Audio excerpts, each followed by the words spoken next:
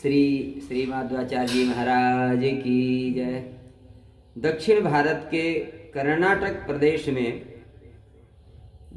धनुष तीर्थ के निकट पापनासनी नदी के किनारे पाजिका नामक क्षेत्र में शास्त्र निष्णात पिता पंडित मध्यगेह भट्ट तथा माता वेदवती के गर्भ से रजत पीठ पुराधिपति भगवान अनंतेश्वर की कृपा से स्वयं वायु देव ही जगत में भक्ति ज्ञान वैराग्य का प्रचार करने के लिए साके 1160 आश्विन शुक्ल विजयादशमी की मध्यान्ह बेला में श्री माधवाचार्य जी के रूप में प्रकट हुए। कहाँ पर ये प्रकट हुए? दक्षिण भारत के कर्नाटक प्रदेश में। और विष्णु स्वामी भी उधर ही हुए। कर्नाटक में नहीं, कर्नाटक में नहीं, मतलब दक्षिण भारत में ही है। विष्णु स्वामी जी का लिखा है। विष्णु स्वामी जी का प्रादुर्भाव महाराज विक्रमादित्य से 600 वर्ष पूर्व। विक्रमादित्य जी कब हुए? कौन से सन में? पंचांग में लिखा है। विक्रम संवत 2000 अभी चल रहा 83 चल रहा। तो अब संवत 2083 से 600 वर्ष और जोड़ दीजिए, इतने वर्ष पहले हुए। तो 2000 और 600 2600 है ना, 2683 वर्ष पहले हुए हैं श्री विष्णु स्वामी जी। मतलब सबसे पहले विष्णु स्वामी जी हुए, है ना। और ये भी जो है द्रविड़ देशांतर्गत मदुरा नगर में हुआ था आपका जन्म। हाँ, द्रविड़ देश उधर ही है, वही है ना। ये आपका मतलब ये भी विष्णु स्वामी भी दक्षिण भारत में हुए और श्री माधवाचार्य जी भी दक्षिण भारत में ही हुए, कर्नाटक में।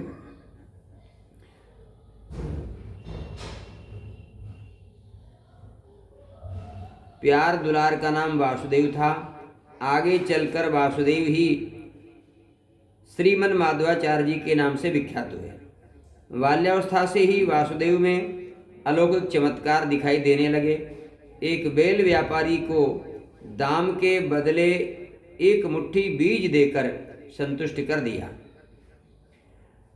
घृतवल्ली नामक ग्राम में शिव नामक पौराणिक पंडित के भक्ति विरुद्ध कथन को सुनकर सभा के मध्य में निर्भीकता पूर्वक भक्ति सिद्धांत की स्थापना करके 5 वर्ष की अवस्था में ही लोकोत्तर चमत्कार दिखा दिया। आदि व्याधियों को फूंक मारकर ही दूर कर देते थे। अल्प समय में विद्याध्ययन करके गुरु दक्षिणा में भक्ति को ही देकर उनकी आज्ञा एवं आशीर्वाद लेकर घर आ गए। श्री वासुदेव ने 11 वर्ष की अवस्था में विशुद्ध भक्ति के प्रचारार्थ संन्यास लेने की अनुमति माता पिता से लेना चाहा, लेकिन पुत्र स्नेह के कारण अनुमति न मिलने पर आपने छोटे अनुज के जन्म लेने की बात कही, लेकिन किसी को विश्वास नहीं हुआ। सूखे वृक्ष को हरा एवं सूखे सरोवर को निर्मल जल से परिपूरित करके सभी को विश्वास दिलाया। कहा कि जब संन्यास की अनुमति मांगी तो माता पिता के तो ममता होती ही है। तो कहा कि अभी हमारा छोटा भाई आएगा, वो भी जन्म लेगा, तो किसी को विश्वास नहीं हुआ कि क्या पता हो कि नहीं हो। तो उनको विश्वास दिलाने के लिए आपने क्या किया कि सूखे वृक्ष को हरा कर दिया और सूखे सरोवर को निर्मल जल से परिपूर्ण कर दिया, भर दिया उसको, और सबको विश्वास दिलाया। तब माता पिता ने सन्यास के लिए स्वीकृति दे दी। ये 11 वर्ष की अवस्था में आपने किया श्री माधवाचार्य जी ने। रजत पीठपुर में ही विराजमान श्री अच्युत प्रेक्ष जी से विधिवत सन्यास की दीक्षा लेकर गंगा स्नान एवं दिग्विजय के लिए गुरुदेव से आज्ञा मांगी। गुरुदेव के सुयोग्य शिष्य के विरह की संभावना से श्री हरि ने मध्य सरोवर में श्री गंगा जी को प्रकट कर दिया। इनके लिए मध्य सरोवर में श्री गंगा जी प्रकट हुई, इसलिए इनका नाम श्री मन माधवाचार्य जी पड़ गया। पहले इनका नाम वासुदेव था, है ना, लेकिन सरोवर के मध्य में गंगा जी को प्रकट किया, इसलिए फिर आपका नाम श्री माधवाचार्य जी हो गया। शास्त्रार्थ में बहुत से मायावादी तार्किक पंडित विद्वानों को पराजित करके भक्ति को प्रतिष्ठापित किया। उत्तराखंड की यात्रा में श्री वेदव्यास भगवान का दर्शन प्राप्त हुआ। इन्हें प्रसाद के रूप में श्री शालिग्राम भगवान की मूर्ति प्राप्त हुई। ग्रंथों की रचना एवं भक्ति के प्रचार के लिए आज्ञा एवं आशीर्वाद भी प्राप्त हुआ। उधर भारतवर्ष यात्रा में यवन राज के कर्मचारियों से विवाद होने पर बिना नाव के गंगा पार करना, चोरों से घिर जाने पर पत्थर की मूर्ति बन जाना, गोदा में 4000 केलों को खाकर 30 घड़े दूध पीना, ये सब चमत्कार आपने किया है। सूखे वृक्ष को हरा करना, वेद विरोधी शूद्र के भ्रम को दूर करना, भारी शिला को हाथ से उठाकर तुंगभद्रा नदी के किनारे रख देना, आदि आदि चमत्कार दिखाकर सभी को भक्ति परायण बनाया। सामर्थ्यवान होते थे ना आचार्य। जगत गुरु श्री शंकराचार्य जी ने सनातन धर्म की स्थापना किया, नहीं तो उसके पहले एकदम नास्तिकता फैली हुई थी, है ना। और उसके बाद में फिर ये सब आचार्य आए। जो जगन्नाथपुरी के जगन्नाथ भगवान के मंदिर में 4 द्वार हैं, तो वो विष्णु स्वामी जी के कारण भगवान 4 द्वार किए हैं, इसमें अभी निकला है। हाँ, विष्णु स्वामी जी ने देखा भीड़ है ज्यादा, तो मंदिर के पीछे बैठ गए, तो उधर द्वार हो गया। वहां भीड़ हुई, बगल में बैठे तो वहां उधर ठाकुर जी ने द्वार खोल दिया। वहां से उठ के गए बाएं तो उधर ठाकुर जी ने द्वार खोल दिया। चारों तरफ द्वार खोल दिया भगवान ने उनके लिए, तब उनका प्रभाव हुआ। जगन्नाथपुरी के मंदिर की अभी इसमें निकला श्री विष्णु स्वामी जी के चरित्र में। तो ये श्री माधवाचार्य जी के चरित्र में देखिए कैसे कैसे चमत्कार किए। कहते हैं इन्हें प्रसाद के रूप में श्री शालिग्राम भगवान की मूर्ति प्राप्त हुई। ग्रंथों की रचना एवं भक्ति के प्रचार के लिए आज्ञा एवं आशीर्वाद भी प्राप्त हुआ। उत्तर भारत की यात्रा में यवन राज के कर्मचारियों से विवाद होने पर, क्योंकि उस समय तो मुसलमानों का ही राज्य था ना, तो कहते हैं उत्तर भारत में की यात्रा में यवन राज के कर्मचारियों से विवाद होने पर बिना नाव के गंगा पार करना।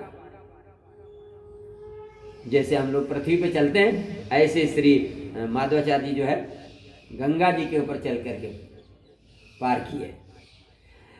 चोरों से घिर जाने पर पत्थर की मूर्ति बन जाना, चोरों ने घेर लिया तो पत्थर की मूर्ति बन गए। भाई और भजन, यही भजन का प्रभाव क्या। गोवा में 4000 केलों को खाकर 30 घड़े दूध पीना। 4000 केले अकेले पा गए और 30 घड़े दूध पी गए। वाह। सूखे वृक्ष को हरा करना, वेद विरोधी शूद्र के भ्रम को दूर करना, भारी शिला को हाथ से उठाकर तुंगभद्रा नदी के किनारे रख देना। बड़ी भारी शिला को हाथ से उठा करके, जैसे भगवान ने गोवर्धन पर्वत उठाया, ऐसे भारी शिला को उठा करके गंगा जी पे रख दिया। आदि आदि चमत्कार दिखाकर सभी को जो है भजन परायण बनाया। अब आगे कहते हैं, एक बार द्वारकापुरी से व्यापारी का जहाज मलावार को जा रहा था। एक बार द्वारकापुरी से व्यापारी का जहाज मलावार को जा रहा था। संयोग से जहाज के डूब जाने पर उसमें गोपी चंदन से ढकी हुई एक भगवान श्री कृष्ण की मूर्ति को भगवदादेश से निकलवा कर उडुपी में उसकी स्थापना की।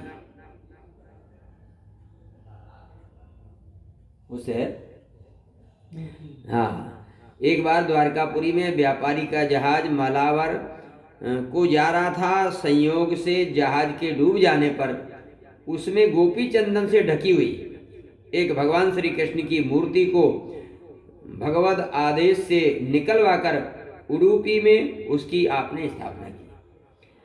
आज भी श्री ठाकुर जी का दर्शन उडुपी में प्राप्त होता है। ऐसे ही एक बार एक धनी का धन से लदा हुआ जहाज डूबने लगा। इनके स्मरण मात्र से बच गया। धनी ने सभी वस्तुओं को लाकर सामने रख दिया, लेकिन आचार्य पाद ने किसी भी वस्तु को स्वीकार नहीं किया। एक बार पंजाब की यात्रा में एक स्थान में बैठकर भगवान का ध्यान कर रहे थे। पांचाल नरेश की सवारी आने पर, उनके ना होने पर राजा ने आज्ञा दे दी कि इसे हाथी के नीचे कुचलवा दिया जाए, लेकिन भक्ति के तेज से स्तंभित हो गए। तब सभी लोग चरणों में पड़कर क्षमा मांगी एवं भक्ति के उपदेश को ग्रहण किया। अवतार कार्य पूर्ण होने पर अपने सुयोग्य शिष्य श्री पद्मनाभ जी को श्री व्यास जी के द्वारा प्राप्त श्री शालिग्राम शिला और श्री रघुनाथ जी की मूर्ति को देकर अपने द्वारा प्रचारित द्वैत सिद्धांत के रहस्य को बताकर उसके प्रचार प्रसार का कार्य उन्हें सौंपा और अंतिम समय में सरिदंतर नामक स्थान में रहते हुए भगवत चरणार बिंदों का चिंतन करते हुए यह लीला को विश्राम दिया। हाँ, पद्मनाभ जी को अपना शिष्य बनाया और उन्हीं को वो शालिग्राम जी दिए हैं और रघुनाथ जी की मूर्ति।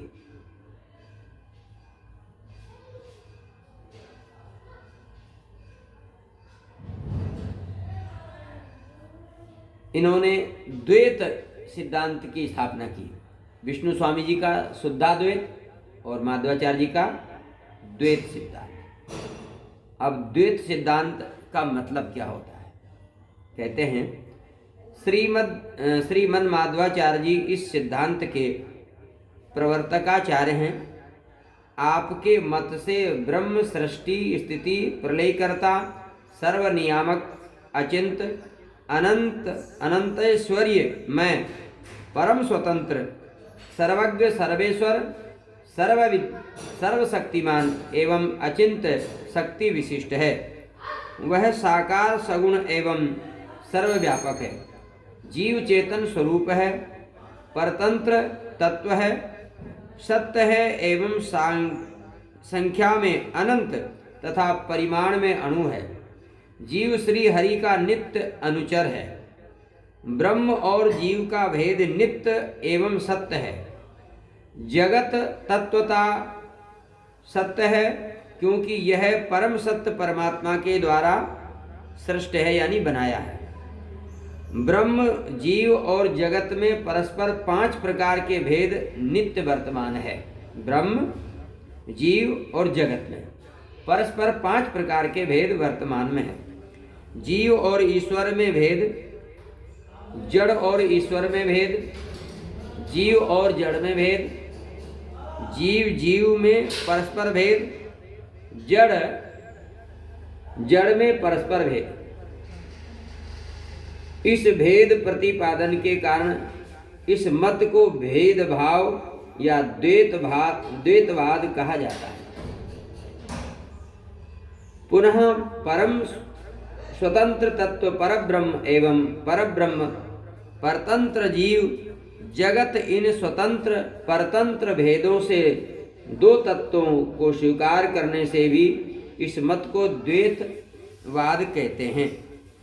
जीव का अपने शुद्ध दास स्वरूप में प्रतिष्ठित होकर सेवा के द्वारा भगवान की प्रसन्नता प्राप्ति पूर्वक परम सुख का अनुभव ही अंतिम पुरुषार्थ है और पंच भेद परिज्ञान पूर्वक विशुद्ध भक्ति ही सर्वोपरि साधन है।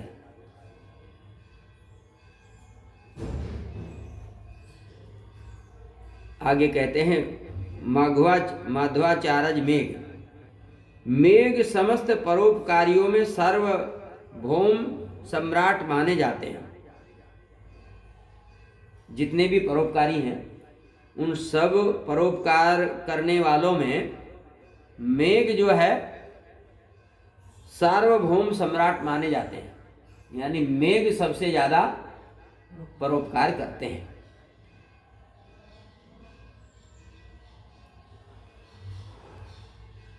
शैलेषु शिलातलेषु च गिरेः शृंगेषु गर्तेषु च श्रीखंडेषु विभीतकेषु च तथा पूर्णेषु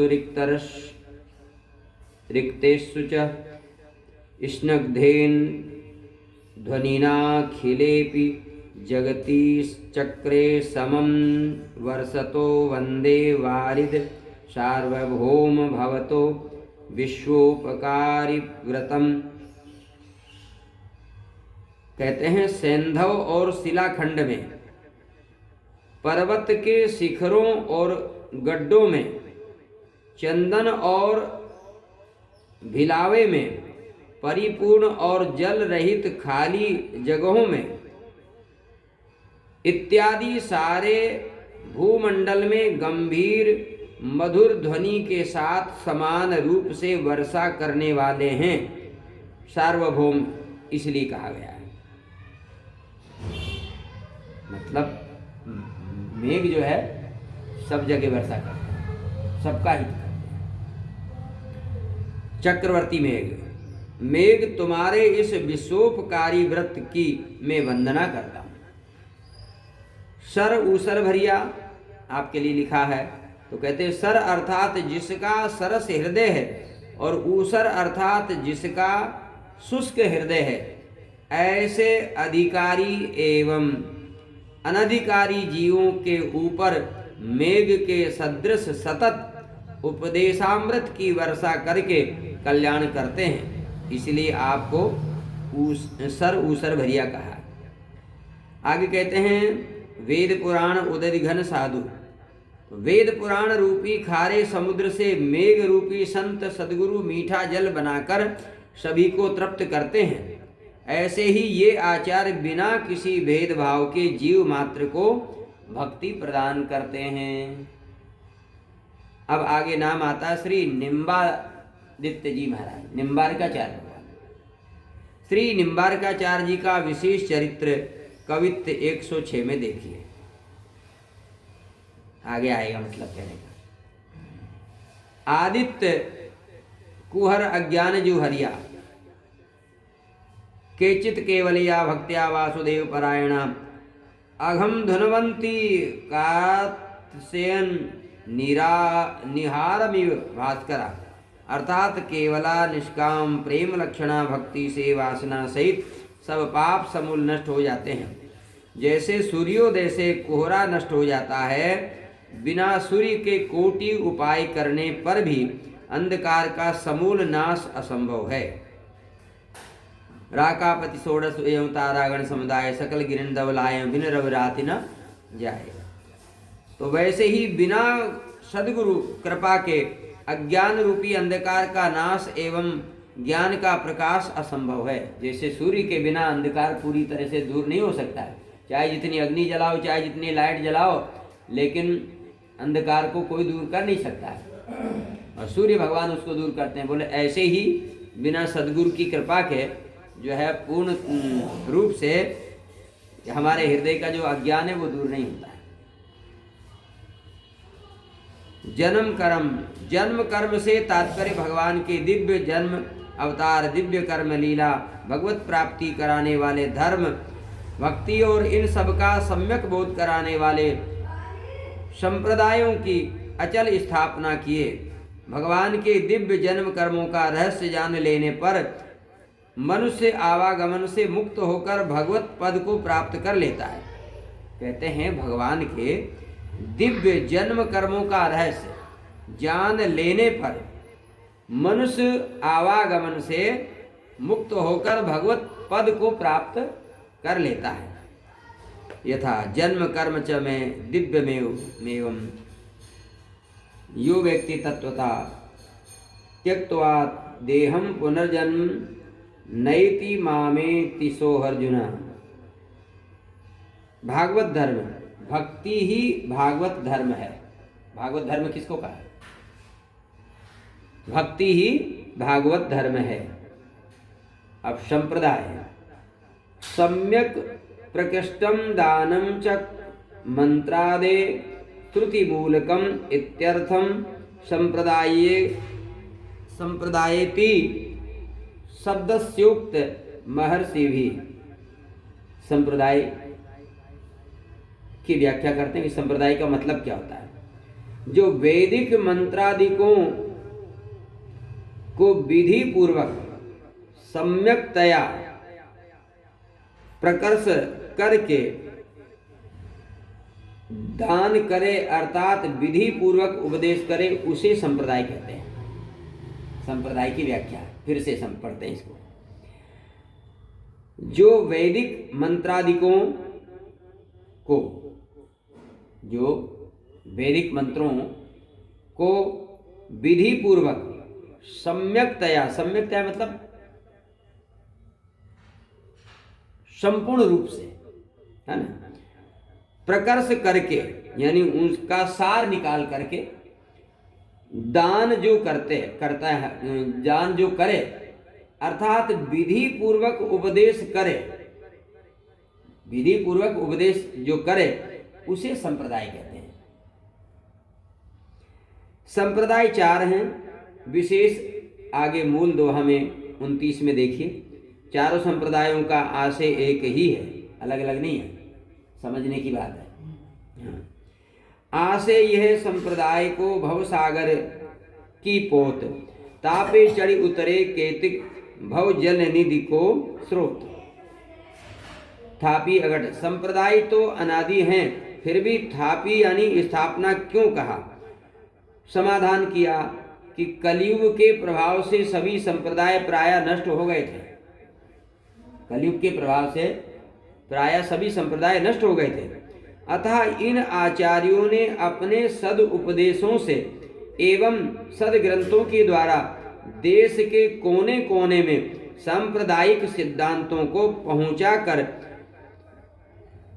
जनमानस के अंदर विमुखता को नष्ट करके नव जीवन देकर पुनः सुदृढ़ स्थापना की, और ऐसी स्थापना की कि कभी भी शिथिल न हो। अतः थापी अगट कहा। आगे वर्णन आता है, रमा पद्धति रामानुज विष्णु स्वामी त्रिपुरार निम्बादित सनकादिका मधुकर गुरुमुखचार। श्री संप्रदाय के श्री रामानुजाचार्य एवं श्री रामानंदाचार्य दो आचार्य हुए अपने श्री संप्रदाय के, जिसको हम रामानंद संप्रदाय बोलते हैं। तो इसका जो सही नाम है वो है श्री संप्रदाय। और श्री संप्रदाय के 2 आचार्य हुए हैं, श्री रामानुजाचार्य जी एवं श्री रामानंदाचार्य जी। और दूसरा संप्रदाय है रुद्र संप्रदाय। तो रुद्र संप्रदाय के आचार्य श्री विष्णु स्वामी जी हुए। हाँ। और तीसरा संप्रदाय है सनकादिक संप्रदाय। तो सनकादिक संप्रदाय के श्री निम्बारकाचार्य जी आचार्य हुए। और चौथा संप्रदाय है ब्रह्म संप्रदाय। तो ब्रह्म संप्रदाय के आचार्य श्री मन माधवाचार्य जी संवर्धक तथा संस्थापक हुए। ये चारों संप्रदाय यानी श्री संप्रदाय, रुद्र संप्रदाय और सनकादिक संप्रदाय और ब्रह्म संप्रदाय, ये 4 है। अब आगे विशेष व्याख्या करते हैं। ज्ञान दियो शंकर आचार्य रामानुज परवर्ती विष्णु स्वामी ने सेवा पूजा निम्बारक आसक्ति सेवक सेव्य भाव दर्शायो मधुकर केरव चंद राम भजन और साधु सेवा स्वामी रामानंद। देखो चारों आचार्यों ने अलग अलग प्रकार से उपदेश किया। तो अब यहाँ कहते हैं ज्ञान दियो शंकर आचार्य हैं। हाँ, विष्णु स्वामी इन्होंने ज्ञान दिया। और रामानुज परपत्ति, रामानुजाचार्य जी ने जो है परंपरागत उपासना, और विष्णु स्वामी ने सेवा। नहीं, देखिए ज्ञान दिए शंकराचार्य, शंकराचार्य जी की बात है। शंकराचार्य जी ने ज्ञान उपदेश किया था। रामानुजाचार्य जी ने जो है, जो आज हमारे साधुशाही में हम लोग जिसको कहते हैं एक प्रकार से आचार विचार टकसार आदि, है ना, कर्मकांड की विशेषता थी उनके यहाँ, आचार्य अभी भी है ना। और विष्णु स्वामी ने सेवा, विष्णु स्वामी ने सेवा प्रधान, सेवा पूजा और पूजा निम्बार्क आसक्ति, निम्बार्काचार्य जी ने पूजा में आसक्ति, और सेवक सेव्य भाव दर्शायो मधुकर केरव चंद, यानी मध्वाचार्य जी ने